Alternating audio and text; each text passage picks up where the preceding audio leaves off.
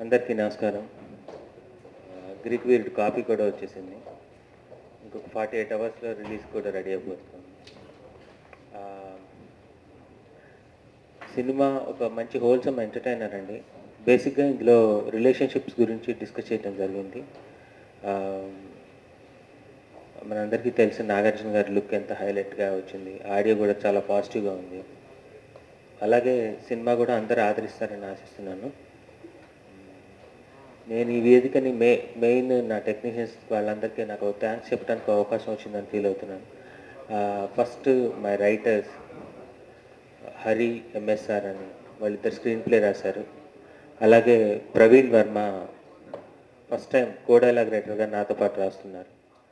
ఈ సినిమాకి ఎడిటింగ్ మార్తాండ వెంకటేష్ గారు, ఆర్ట్ డైరెక్టర్ రవీందర్ గారు, అండ్ స్పెషల్గా cameraman Anil Bandari, dance master Ganesh, fight master Vijay, అందరికీ పేరు పేరున థ్యాంక్ యూ సో మచ్. చాలా బాగా వచ్చింది క్వాలిటీ. అండ్ నాకు ఇంత మంచి అవకాశాన్ని ఇచ్చిన నాగార్జున గారికి, శివప్రసాద్ రెడ్డి గారికి, అండ్ వివేక్ గారికి thank you so much.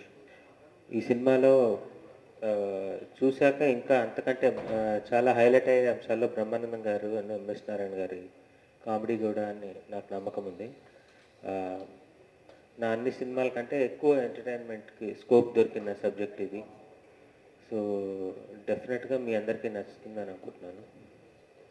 Thank you so much. And ఈ సినిమాకి నాకు స్పెషల్గా హెల్ప్ చేసిన గోపి మోహన్ అండ్ కోనా వెంకట్ గారికి కూడా నా థ్యాంక్ యూ.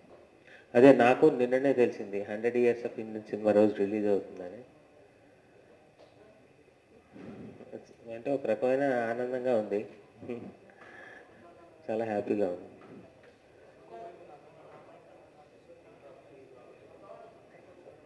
గ్రీక్ వీరుడికి అంటే స్పెసిఫిక్గా స్ఫూర్తిలా ఏం లేదండి. బట్ నాగార్జున గారితో అంటే ముందు సినిమా చేద్దామని అనుకోగానే బేసిక్గా మా ఇద్దరు కాంబినేషన్లో వచ్చిన సంతోషం లాంటిదే ఎక్కువ ఎక్స్పెక్ట్ చేసే అవకాశం ఉంది. అలాంటి హోల్సమ్ ఎంటర్టైనర్కే వెళ్ళాలని అనుకుంటున్నాం. సో నాగార్జున గారితో ఒక మంచి హోల్సమ్ ఫ్యామిలీ ఎంటర్టైనర్ చేద్దామని శివప్రసాద్ రెడ్డి గారు మేము అనుకున్నాం. అక్కడి నుంచి ఇంకా ఎలాంటి చేస్తే ఏంటంటే మెయిన్ ఒక క్యారెక్టర్ బేస్డ్ స్టోరీ అయితే బాగుంది అనుకోవటం. సో బేసిక్గా ఏంటి అంటే అక్కడి నుంచి మిగిలినవన్నీ ఫెల్ ఇంటు ద ప్లేసెస్ అనమాట. సో నేను, హరి, ఎంఎస్ఆర్ ముగ్గురం కూర్చొని కంటిన్యూస్గా డిస్కస్ చేసి షేప్ ద ఈ స్క్రిప్ట్ని. అది హార్డ్లీ ఒక 2 మిస్టర్ పర్ఫెక్ట్ ఇదేగా అంతకుముందు. అవును, ఇది సెకండ్ మూవీనే కదా. అంటే బేసిక్గా ఏంటి అంటే బిలీఫ్ సిస్టమ్ మారటం అనేది అది ఒక హీరో క్యారెక్టర్ కాదు, మనందరి లైఫ్లోనూ జరిగే థింగ్ కాబట్టి మనందరం ఫస్ట్ ఒక నమ్మకాలతో స్టార్ట్ అవుతాం, కొన్ని అనుభవాలు వస్తాయి, అభిప్రాయాలు మారిపోతూ ఉంటాయి, మళ్ళీ గ్రో అవుతుంటాం. అలాంటి జర్నీ అంటే అది స్పెసిఫిక్గా తీసుకోవటం వల్ల అలా అండర్లైనింగ్గా ఉంటుంది తప్ప నేను దాన్ని అలా చేస్తేనే ఫార్ములా అని నమ్మి అలా చేయటం అయితే ఏం కాదు. నేను ఫస్ట్ నుంచి చెప్తూ ఉన్నాను, అసలు అది ఎప్పుడూ లేదు. అనుకోకుండా సంతోషం తర్వాత సంబరాన్ని పెట్టగానే అందరు కలిసి అది ఎస్ అనే సెంటిమెంట్ అంట మొదలుపెట్టారు. అది ప్రతిసారి నేను డినై చేస్తూనే ఉన్నాను. బట్ ఏంటంటే విచిత్రంగా వచ్చి కూర్చుంటుండేవి అలా. సో మిస్టర్ పర్ఫెక్ట్ అది బ్రేక్ అయిపోయింది కాబట్టి. నయనతార వండర్ఫుల్ ఆర్టిస్ట్ అండి. అంటే నేను సినిమా మొత్తం చూశాక అమ్మాయిలో ఉన్న గొప్పతనం అర్థమైంది. నేనే రిజిస్టర్ చేయలేకపోయాను, అంత బ్యాలెన్స్డ్గా అనమాట. ఫస్ట్ సీన్లో ఎలా మెయింటైన్ చేస్తూ ఉందో ఎక్స్ప్రెషన్ కానీ, బాడీ లాంగ్వేజ్ కానీ, అన్నీ కంప్లీట్గా ఒక త్రూ అవుట్ ద ఫిలిం మనం ఒకే మనిషిని చూడగలం అనమాట. అంత బ్యూటిఫుల్గా యాక్ట్ చేసింది. And supremely disciplined artist. ఎన్నింటికి చెప్తే ఆ టైంకి ఒక 5 నిమిషాల ముందు విత్ మేకప్ వచ్చి రెడీగా కూర్చునేది, విత్ డైలాగ్స్ ఎవ్రీథింగ్. చాలా చాలా చాలా హ్యాపీగా జరిగింది షూటింగ్. నయనతార లాంటి ఆర్టిస్ట్ ఒక్కసారి కాదు 100 సినిమాలు ఆయన చేయొచ్చు అనమాట, అంత కంఫర్టబుల్గా. అంటే మెయిన్ క్యారెక్టర్ని అర్థం చేసుకోవటం, డైలాగ్స్ నేర్చుకోవటం, మనకే అంటే సీన్ చేస్తుంటే ఒక రకమైన తృప్తి వస్తుంది. మాకు బాగా జరిగింది ఈరోజు, మంచిగా అనుకున్నది వచ్చింది. అండ్ అండ్ మెయిన్ చాలా మంచి మనిషి and very nice human being కూడా. మాస్టర్ అండ్ డైరెక్టర్కి ఒక చిన్న ప్రాబ్లం వస్తే తను ముందు వచ్చేసి చాలా డబ్బులు ఇవ్వడానికి రెడీ అవుతాం. Very nice human being. చాలా చాలా హ్యాపీగా జరిగింది. ఇందులో హీరో క్యారెక్టర్ వచ్చేసి ఈవెంట్ మేనేజర్ అండి. అమెరికాలో ఈవెంట్ మేనేజర్ క్యారెక్టర్‌గా చేస్తాను. యాక్చువల్‌గా నా ఆ టైటిల్ నాగార్జున గారికి ఆల్రెడీ 'గ్రీక్ వీడ్' అనే ఇమేజ్ ఉంది. అది ఆయన పాట. అలాంటి ఉద్దేశాలతో పెట్టిందే తప్పితే ఈవెంట్ మేనేజర్‌కి 'గ్రీక్ వీడ్‌కి' ఎలాంటి సంబంధం లేదు. అంటే ఇది ఒక్క ప్రేమ కథే కాదండి. అందుకనే లవ్ స్టోరీ అనే టైటిల్ కూడా మార్చడం జరిగిందనమాట. అంటే ఓన్లీ లవ్ స్టోరీ అని పెడితే ఏంటంటే ఇంకా కంప్లీట్ ప్రేమ కథా చిత్రం అనుకుంటారేమో. అలా కాదు. ఇట్స్ ఎ హోల్‌సమ్ ఎంటర్‌టైనర్ అనమాట. కిడ్స్ క్యారెక్టర్ ఉంది. అందరిది ఫ్యామిలీ ఉంది. అన్ని ఎమోషన్స్ ఉన్నాయి. Matured love story hello! Infatuation లేని లవ్ స్టోరీ. అంటే ఇన్‌ఫాక్చుయేషన్ అంటే ఏంటంటే, ఒక అమ్మాయిని చూడటం, ఇద్దరు కళ్ళు కళ్ళు కలుపుకోవటం, ఆ అమ్మాయి ఒక ప్లేస్‌కెళ్తుందని తెలిస్తే హీరో ఆ అమ్మాయి వెనకాల పడి ఫాలో అవ్వటం, ఫ్రెండ్స్ ద్వారా నంబర్‌లు తీసుకోవటం, ఇవన్నీ ఇన్‌ఫాక్చుయేషన్ లవ్ స్టోరీలో పాత్రలు. మెచ్యూర్డ్ లవ్ స్టోరీ అనంటే ఏంటంటే, మనం ఏదో మ్యారేజ్‌కో ఎక్కడికో ఒకటెళ్తాం. ఒక అమ్మాయి మనల్ని ఇష్టపడుతుందనేది ఆ కళ్ళ ద్వారా తెలుస్తుంది. మనం ఇష్టపడతాం. అంతే తప్పితే వెళ్ళిపోయి పేర్లు అవి తెచ్చుకోం. ఒక ఫ్యామిలీ మెంబర్స్‌తో నాకు ఆ అమ్మాయి అంటే ఇష్టం. ఓ డీలింగ్ విధానమే అలా ఉంటది గదా! సో, ఇన్‌ఫాక్చుయేషన్‌కి దానికి ఆ డిఫరెన్సే అదనమాట. నాకు తెలిసి ఆ టెండర్ లవ్ స్టోరీ తీయటమే కష్టమనమాట. అంటే అవి వెరీ జెంటిల్‌గా ఉంటాయి ఫీలింగ్స్. మామూలుగా మనందరికీ అలవాటైన ఎమోషన్స్ ఏంటంటే, అసలు మనకు అమ్మాయి పేరు తెలవదు, ఊరు తెలవదు. ఫస్ట్ లవ్ చేయటం స్టార్ట్ చేస్తాం. పాసిబిలిటీస్ కూడా అర్థం కాదు. ఏదో పెళ్ళికెళ్తాం, లేదా ట్రైన్ ఎక్కుతాం. ఒక అమ్మాయి బావుందనుకుంటాం.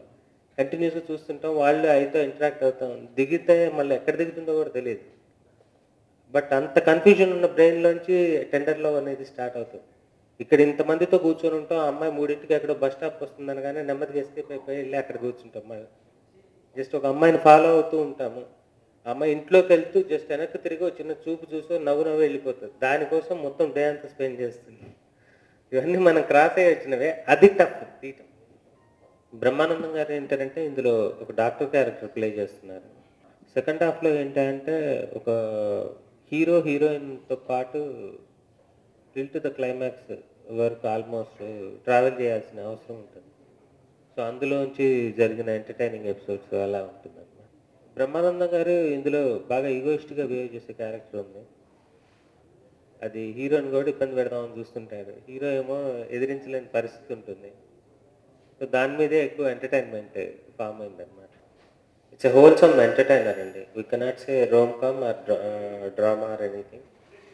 Yeah! And that's why I'm saying. అంటే స్పెసిఫిక్‌గా ఇది రొమాంటిక్ కామెడీ అని చెప్పలేము. అలాగే ఒక ఫ్యామిలీ డ్రామా మాత్రమే ఉన్న ఎలిమెంట్స్ అని. ఇది wholesome entertainer. Mix of everything అండి. నేనైతే అస్సలేమి చేంజెస్ గమనించలేదు.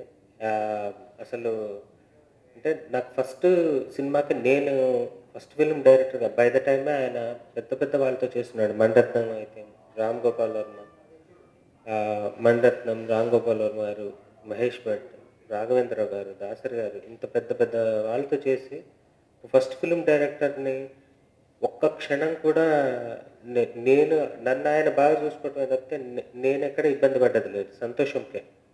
అలాంటిది ఇప్పుడు అలాగే ఉన్నాడాయన. బేసిక్‌గా ఆయనేంటంటే తన గురించి కంటే ఎదుటి వాళ్ళ గురించి ఎక్కువ ఆలోచించే మెంటాలిటీ ఉంది. షూటింగ్‌కొచ్చినా గూడా ఆళ్ళు తిన్నారా? వీళ్ళు పడుకున్నారా? వీళ్ళకి అన్నీ అందాయా? ఎన్నింటికి ప్యాకప్? ఇవన్నీ అందరి గురించి ఆలోచించే మనస్తత్వం ఉందాయన. సో, అది ఆల్‌వేస్ ప్లెజరే తప్పితే ఇంకా అదే నేర్చుకుంటున్నాం మనం. ఇది ఇది యాక్చువల్‌గా నెగెటివ్ షేడ్స్ ఉన్న పాత్ర కాదు కదండీ. ఆ! నెగెటివ్ ఇప్పుడు మనందరిలో ఉన్న క్వాలిటీస్‌లో హై రేంజ్‌లో ఉన్నవాడనమాట. అంటే అక్కడ తల్లిదండ్రులు ఎవరు లేరు. అండ్ దానికి కారణాలేంటనేది వెరీ క్లియర్‌గా చూపిస్తున్నామనమాట. ఆ స్పెసిఫిక్ క్యారెక్టర్ ఎందుకలా ఉన్నాడనేది చాలా కారణాలు ఉన్నాయి తనకి. పర్సనల్ లైఫ్‌లోంచి, ఆ ఎక్స్‌పీరియన్స్‌లోంచి అలా మారిన ఒక క్యారెక్టర్. ఇంకో బెటర్ ఎక్స్‌పీరియన్స్‌లోకి, ఇంకో బెటర్ లైఫ్ సైడ్ ఎలా చూసాడనేదే కథనమాట. వీరుడు ఒక కంప్లీట్ ఎంటర్‌టైనర్ అండి. ఆహ్, చాలా హ్యాపీగా, సరదాగా, మోర్ కలర్‌ఫుల్‌గా, మంచి మ్యూజిక్‌తో, మంచి డైలాగ్స్, ఎంటర్‌టైన్‌మెంట్, చాలా అందమైన హీరో, అందమైన హీరోయిన్, బ్రహ్మానందం గారు, ఎంఎస్ నారాయణ గారు, ఇలా it's a very good wholesome entertainer. కంప్లీట్‌గా అందరు ఫ్యామిలీ మెంబర్స్ వచ్చి చూసే సినిమా ఇది. So, please do watch 'Greek Veer' and wishes. Thank you so much.